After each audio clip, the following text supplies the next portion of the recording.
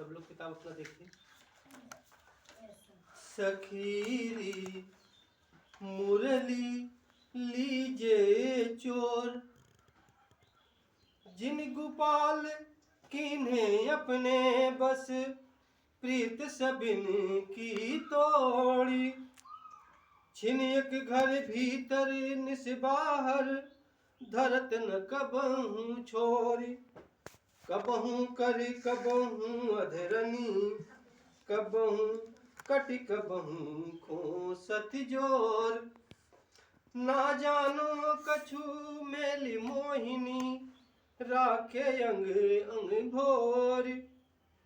सूरदास प्रभु को मन सजनी, बंध्यो राग की डोरी।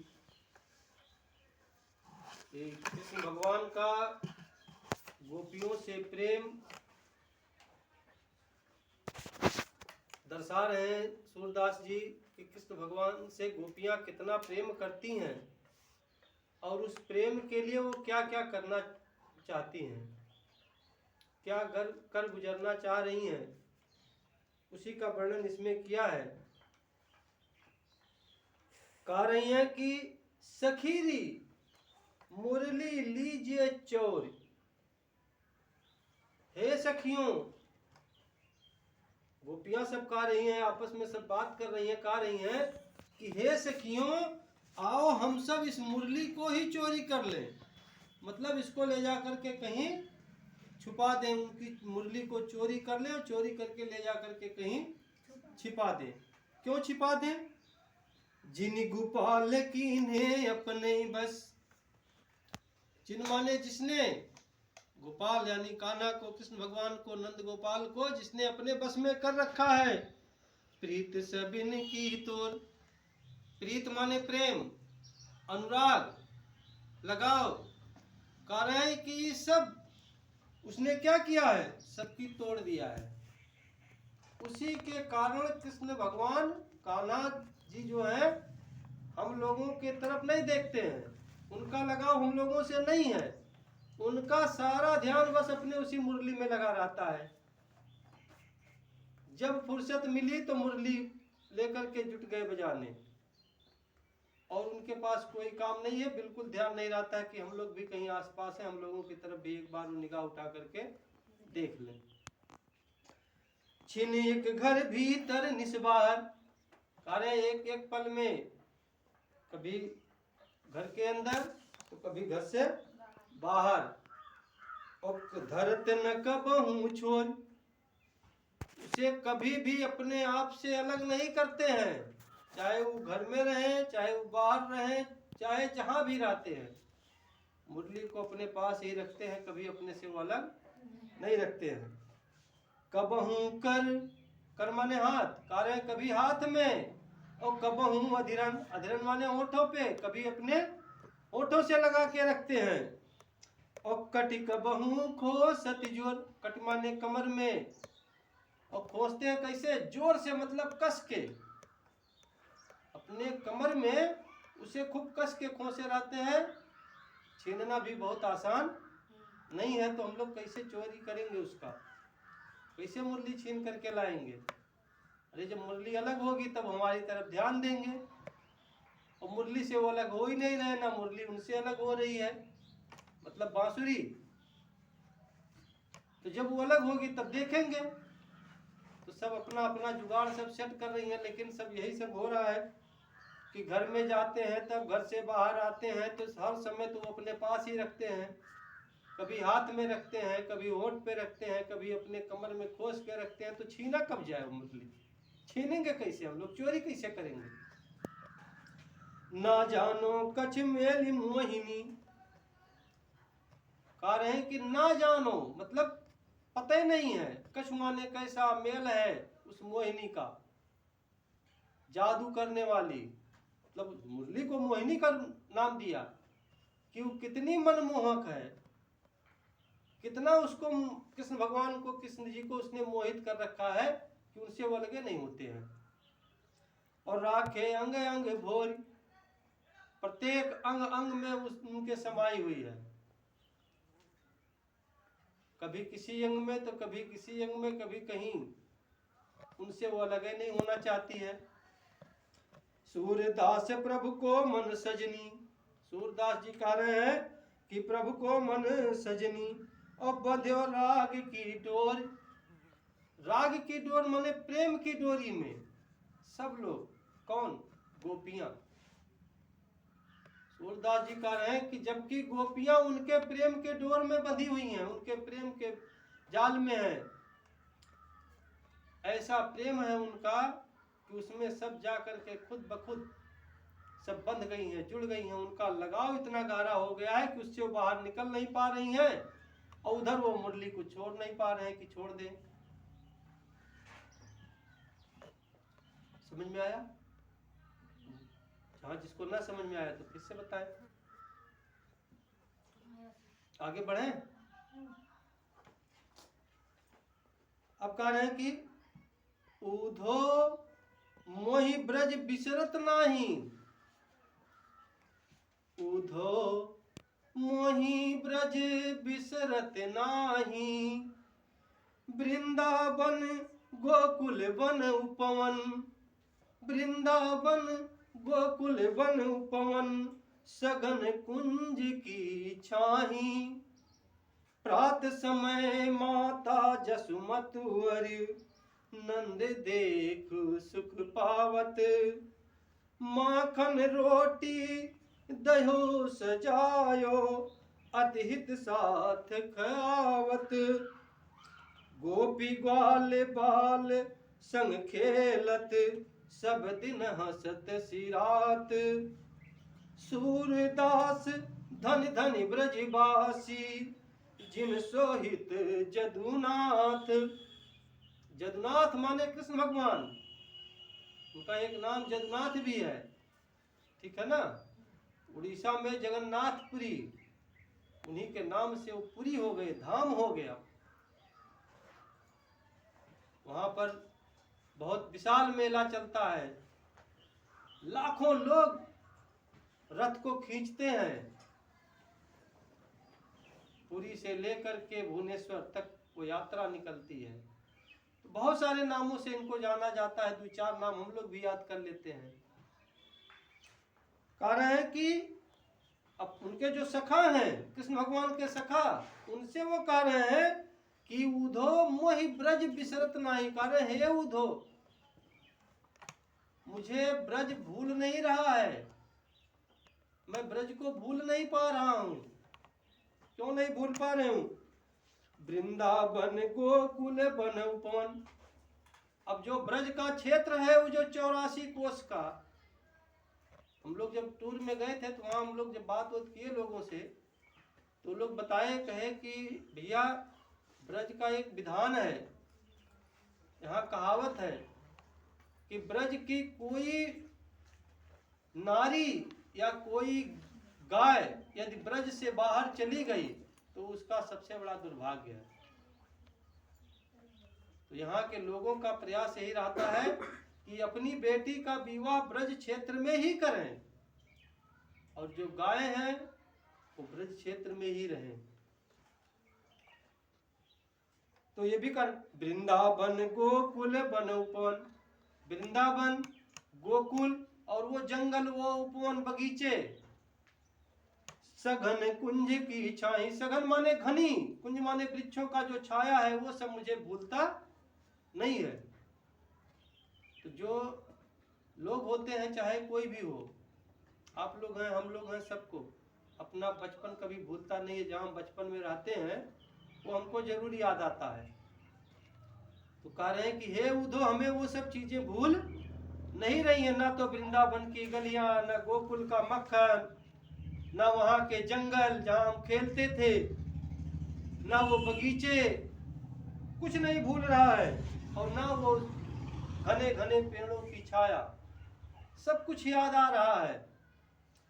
प्रात समय माता जसुमती, कह रहे कि सुबह के समय ही जसोमती मैया क्या करती थी? नंद देख सुख पावत, और नंद बाबा कह रहे जसोमती मैया और नंद बाबा देख करके सुख पाते थे, और हम उनको देख करके सुख पाते थे। अनुलोम प्रतिलोम दोनों चलता था, वात्सल्य प्रेम चलता था,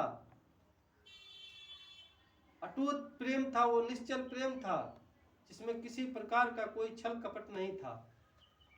तो कह रहे हैं कि वो हमको देख करके सुख पाते थे और हम उनको देख करके सुख का अनुभव करते थे। माखन रोटी दही सजायो, और क्या कह रहे हैं कि मक्खन और रोटी और सजाओ दही, एकदम मटके का सजा सजाया दही, और मठल नाई की छाछ पी लेन काम खत्म हो गए, एकदम सूखा सूखा दही, एकदम पूरा मक्खन सहित सजाओ दही। कह रहे हैं कि माखन रोटी दही सजायो, अतिहित साथ खवावत, अतिहित, अति माने बहुत, हित माने प्रेम के, और साथ खवावत, बड़े ही प्रेम के साथ माता जसोमती या जसोदा मैया हमको खिलाती थी। कब खिलाती थी? सुबह सुबह जैसे सो करके उठते हैं, कहाँ देख रहे बाबू, जैसे सुबह सुबह में सो करके उठते थे, माताएं यही करती हैं छोटे बच्चों को। जैसे सुबह सो करके उठेंगे बस तुरंत कहेंगे पहले आओ खाओ, उसके बाद कुछ काम। गोपी ग्वाल बाल संग खेलत, कारे गोपियों के साथ खेलता था मैं वहां, ग्वाल बालों के साथ खेलता था। सब दिन हंसत सिरात, हंसते हंसते पूरा दिन सिरात हो जाता था, मतलब बीत जाती थी, रात हो जाती थी, लेकिन पता नहीं चलता था कि समय कब बीता। सूरदास धन धन ब्रजवासी, सूरदास जी कह रहे हैं कि वो सब ब्रजवासी धन्य हैं, वो सब ब्रजवासी धन्य हैं जिनका वहां पे जन्म हुआ है, जो वहां पे हैं। जिन सोहित जदुनाथ, जिनसे श्री कृष्ण भगवान का हित जुड़ा हुआ है, वो सब धन्य हैं। ये भी सोच रहे हैं तो भगवान जिसके पास हो, जिसके साथ हो, उससे बड़ा सुख क्या है? कल भी मैंने बताया था ना, गाना आप लोग सुनते भी होंगे, बहुत सारे गाते हैं, यूट्यूब पे रहता है कि भगत के बस में है भगवान। तो भगवान अपने भक्तों के बस में ही होता है। वहां बताते हैं कि जो वृंदावन का जो फेमस मंदिर है बांके बिहारी मंदिर के बारे में बताते हैं कि एक बार कोई भक्त गया था और भगवान उसकी भक्ति से इतना प्रसन्न हो गए कि उसके साथ ही चल दिए। जितने वहां पे पुजारी थे सब परेशान, बहुत अनुनय विनय करने के पश्चात। तो इसीलिए जब काफी भीड़ होती है तब दर्शन के लिए समय समय पे कपाट खोला जाता है, बाकी पर्दा लगा दिया जाता है। मीराबाई के बारे में बताया जाता है, इसी आधुनिक काल की ही है, कि वो कृष्ण भक्ति गाते गाते उन्हीं के प्रेम में इतना डूब गई कि गाते गाते वो उन्हीं की मूर्ति में समा गई, सशरीर उनके मूर्ति में ही समाहित हो गई। इसीलिए तो कहा गया ना कि कण कण में भगवान व्याप्त है। हम कैसे देखते हैं वो हमारा नजरिया है, देखने वाला जैसा देखता है, जिसकी जैसी भावना होती है वैसे रहता है। इतने बड़े राजघराने की बहू थी, मेवाड़ घराने की बहू थी, लेकिन गुरु किसको बनाया था? मीराबाई ने किसको गुरु बनाया था अपना? नहीं बेटा, श्री कृष्ण को तो अपना पति मानती थी वो। रैदास जी को अपना गुरु बनाया था, जो एक मोची थे, चमकटिया थे, उनको, ठीक है ना। वो भी तो कहते थे कि हमारे उसमें कठौतिये में गंगा जी हैं। तो बहुत बड़े भक्त थे, बहुत बड़े सन्यासी थे रैदास जी। गंगा जी को अपने उसी में रखे रहते थे, जिसमें वो चमड़वा वाला जो रखते थे उसमें पानी रहता था ना, हाँ नहीं, वो चमड़े का ही होता था, उसमें पानी रखते थे चमड़ा वमड़ा सिलने के लिए। जैसे चमड़ा टाइट हो जाता है सूखने के बाद, तो पानी डाल करके उसको थोड़ा मुलायम करने के लिए पानी उसी में रखे रहते हैं। तो गंगा जी उसी में निवास कर लेती थी।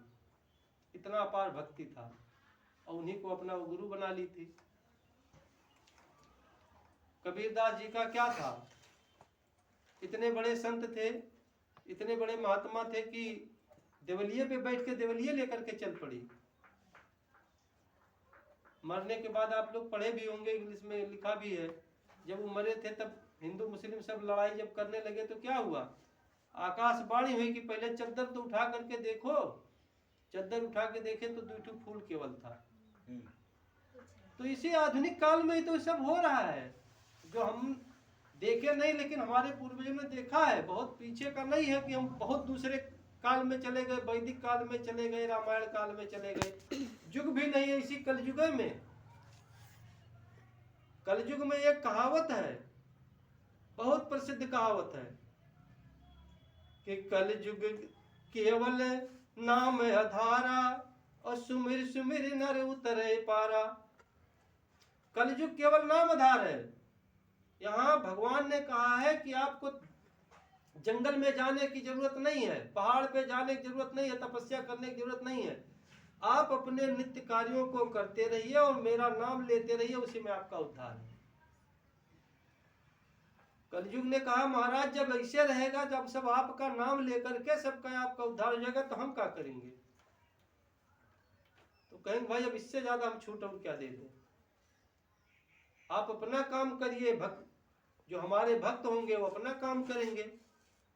आज समय देख लीजिए, 5 मिनट के लिए किसी के पास फुर्सत नहीं है कि बैठ करके भगवान का नाम स्मरण कर ले। आप बैठ करके भगवान का नाम स्मरण करते करते देखा बड़ा पुजारी भइले, मतलब यहां भी आपका मजाक उड़ाया जा रहा है। तो भगवान ने जो कहा था कि कलयुग में जो हमारा नाम ले लेगा वही उसी का उद्धार हो जाएगा, क्योंकि उनको पता था कि कलयुग में नामे लेना पाप रहेगा, कोई नामे नहीं लेना चाहेगा। दिन भर वीडियो देखेंगे, नाच देखेंगे, गाना देखेंगे, सब देखेंगे, लेकिन जैसे भगवान की भक्ति का कुछ एक हटा हटा हटा का मजा नहीं आता। ठीक है ना? क्यों? एक कलिकाल का प्रभाव है, ऐसी सोच बन गई है कि हम उससे उबर नहीं पा रहे हैं। सूरदास जी कह रहे हैं कि धन्य धन्य वो ब्रजवासी, उस ब्रजवासी धन्य है। कहे जिनसे हित जगन्नाथ, जिनसे जगन्नाथ जुड़े हुए हैं, स्वयं साक्षात भगवान जुड़े हुए हैं, उनसे जिसका हित है तो वो तो बड़े धन्य है। एक और पढ़ा दे जिससे कल समाप्त हो जाएगा। यहाँ गोपियां क्या कह रही हैं उसको सुनिए। उधो मन न भये 10-20, मन कैठ होता है, एक होता है, तो जहां जिसको देना है दे दो। गोपियां कह रहे हैं उधो, जब उधो गए इनका संदेशा लेकर के, क्यों? जब कृष्ण भगवान मथुरा के लिए आ रहे थे, प्रस्थान किए गोकुल से, तो गोपियां भी सब साथ में चल दी। बहुत समझाने बुझाने के बाद गोपियां रुकी थी, कह करके आए थे कि हम कुछ समय मथुरा में रुकेंगे फिर वापस आएंगे, और आप लोग वापस जाओ। तो कहीं नहीं, हम लोग वापस तब तक नहीं जाएंगे जब तक कि आप लोग वहां से वापस आएंगे नहीं। अब वहां गए तो वहां के माया जाल में फंस गए, और गोपियां वहीं बैठ गईं, जहां पहुंची थी वहीं बैठ गई। जब इनको पता चला तब उद्धव जी को भेजे। क्यों? क्योंकि इनका खुद मन नहीं लग रहा था। तभी तो ये कह रहे थे कि उद्धव मोहि ब्रज बिसरत नाही। तो जो आपके प्रियजन होते हैं, जिससे आपका लगाव होता है, कहीं कोई घटना घटित होती है तो आपका मन विचलित होता है। वो पता चल जाता है कि कहीं कोई अप्रिय घटना घटित हो रही है या कहीं कोई अच्छी बात हो रही है, दोनों चीजों का एहसास हो जाता है। उस समय तुरंत ना पता चले, लेकिन बाद में उसकी जानकारी हो जाती है तब ये कहते हैं कि हमारा मन 3 दिन से कहत रहा।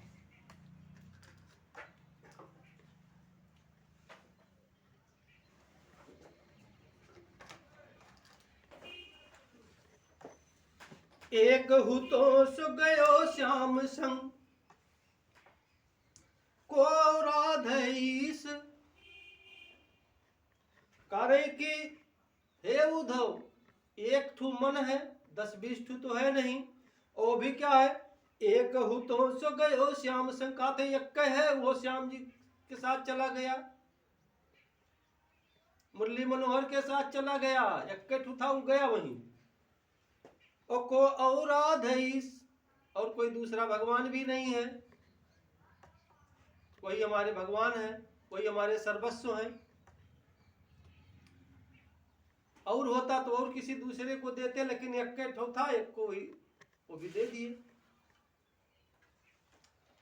इंद्री शीतल भई किए शोभिन, अरे जो नंद गोपाल है उनके बिना ये सारी इंद्रियां सब शिथिल हो गई हैं।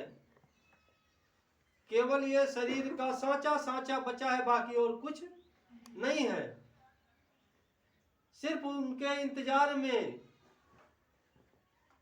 सिर्फ कन्हैया को देखने के लिए सिर्फ जीवा किसी तरीके से है, अटकी हुई है, बाकी शरीर अब एकदम शिथिल हो गया है, शून्य हो गया है, प्राण निकल नहीं रहे हैं कि बस केवल हम लोग कृष्ण भगवान के दर्शन कर लें, अपने कन्हैया का दर्शन कर लें। ज्यों देहि बिन शीश, कैसे कह रहे हैं, जैसे बिना शरीर, बिना सिर का शरीर, बिना सिर का शरीर हो तो आदमी जीवित रहेगा। तो कह रहे इसी प्रकार की हमारी स्थिति हो गई है कि शरीर तो है लेकिन सिर नहीं है, मतलब बेजान हो गए हैं हम लोग एकदम से, जान नहीं, हमारे शरीर में प्राण नहीं बचे हैं। आशा लाग रहत तन श्वासा, आशा लाग रहत तन श्वास, तन माने शरीर और श्वासा माने श्वास में। हम लोगों के तन मन में केवल एक उम्मीद है, हम लोग उम्मीद लगाए हुए हैं। क्या उम्मीद लग, और जीव ही कोटि बरिस, हजारों साल हम ऐसे जीते रहे। तुम तो सखा श्याम सुंदर को, कारे तुम तो श्याम सुंदर के सखा हो, मित्र हो। सकल जोग के ईश, जो सकल माने पूरे संसार, हाँ, और जोग सकल जोग माने पूरे संसार के ईश माने भगवान। कह रहे हैं कि वो पूरे संसार के ईश्वर हैं। तुम तो सखा आशा लागे रहत तन श्वासा, और जीव ही कोटि बरिस, हम लोगों के शरीर में तन मन में तो एक उम्मीद लगी है, उसी उम्मीद के सहारे हम लोग जी रहे हैं और चाह रहे हैं कि वो कोटि बरिस तक जिए, मतलब हजारों साल तक वो जीते रहें, जीवित रहें। हम लोग यही चाहते हैं, क्योंकि जब हजारों साल जिएंगे तब लौट के आएंगे, तब हम लोग दर्शन पाएंगे। और तुम तो सखा श्याम सुंदर के कारण, तुम तो उनके सखा हो, मित्र हो, और सकल जोग के ईश, और वही पूरे संसार के भगवान है। तो तुम्हारा क्या कहना भाई। सूर हमारे नंद नंदन बिन, कार सूरदास जी कह रहे हैं गोपियों के माध्यम से कि हमारे नंद नंदन बिन, मतलब जो नंदलाल है, कृष्ण भगवान है, हमारे जो कान्हा है, ये जो मुरली चोर हैं, इनके बिना और नहीं जगदीश, और कोई दूसरा जगदीश, जगदीश माने जगत धन ईश, जगत माने संसार, ईश माने भगवान। कह रहे हैं कि हम लोगों का इस संसार में और कोई दूसरा भगवान ही नहीं है, जो कुछ है वो नंदलाल ही है। ठीक है ना। अब इसके बाद